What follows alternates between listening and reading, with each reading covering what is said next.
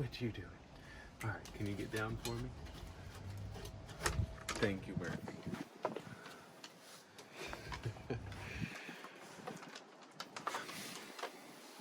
Today I wanted to read to you from a book that's had a lot of impact on me lately, and it's remarkably was copyrighted by Krishnamurti writings in 1964.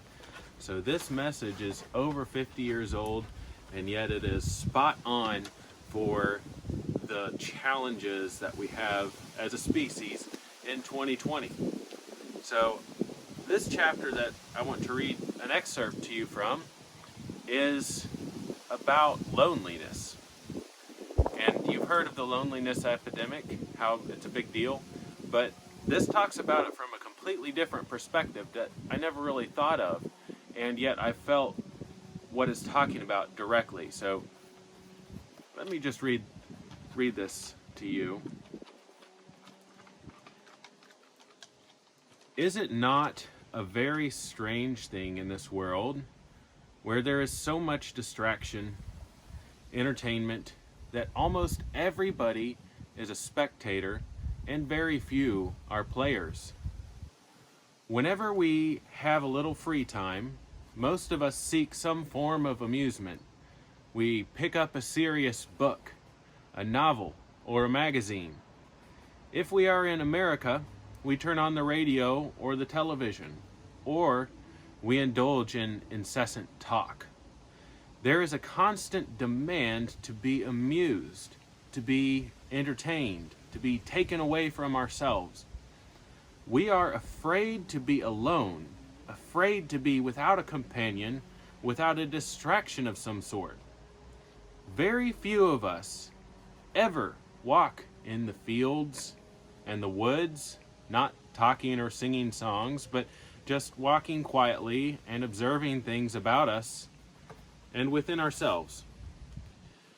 We almost never do that because, you see, most of us are very bored. We are caught in a dull routine of learning or teaching, of household duties or a job, and so in our free time we want to be amused, either lightly or seriously. We read or go to the cinema, or we turn to a religion, which is the same thing. Religion, too, has become a form of distraction, a kind of serious escape from boredom, from routine. I don't know if you have noticed all this. Most people are constantly occupied with something, with the repetition of certain words, with worrying over this or that, because they are frightened to be alone with themselves. You try being alone without any form of distraction, and you will see how quickly you want to get away from yourself and forget what you are. That is why this enormous structure of professional amusement, of automated distraction, is so prominent a part of what we call civilization. If you observe, you will see that people the world over are becoming more and more distracted, increasingly sophisticated and worldly.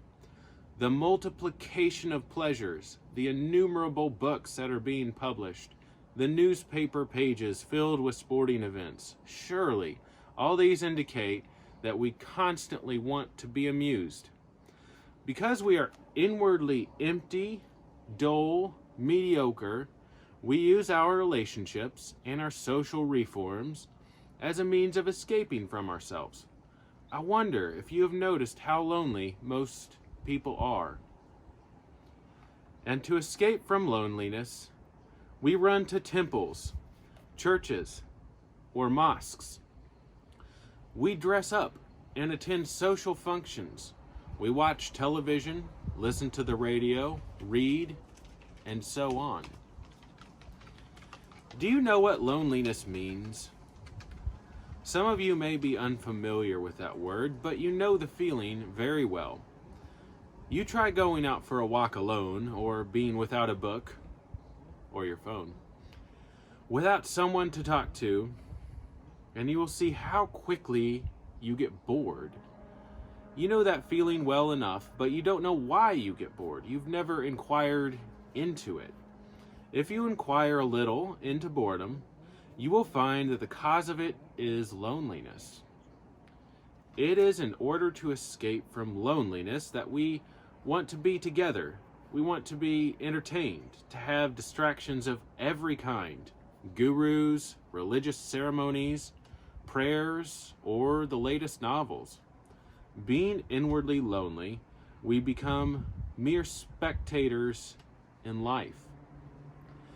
And we can be the players only when we understand loneliness and go beyond it. After all, most people marry and seek other social relationships because they don't know how to live alone. Not that one must live alone, but if you marry because you want to be loved, or if you are bored and use your job as a means of forgetting yourself, then you will find that your whole life is nothing but an endless search for distractions. Very few go beyond this extraordinary fear of loneliness. But one must go beyond it, because beyond it lies the real treasure. You know, there is a vast difference between loneliness and aloneness. Some of the younger students may still be unaware of loneliness, but the older people know it. The feeling of being utterly cut off, of suddenly being afraid without apparent cause.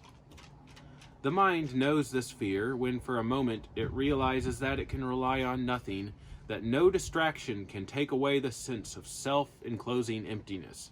That is loneliness. But aloneness is something entirely different. It is a state of freedom which comes into being when you have gone through loneliness and understand it. It is that state of aloneness you don't rely on anyone psychologically, because you are no longer seeking pleasure, comfort, gratification. It is only then that the mind is completely alone, and only such a mind is creative.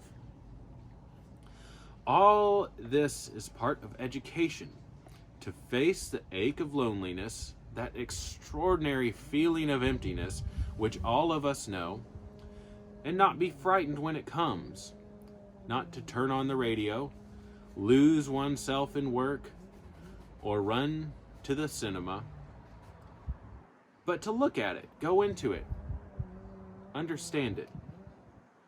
There is no human being who has not felt or will not feel that quivering anxiety.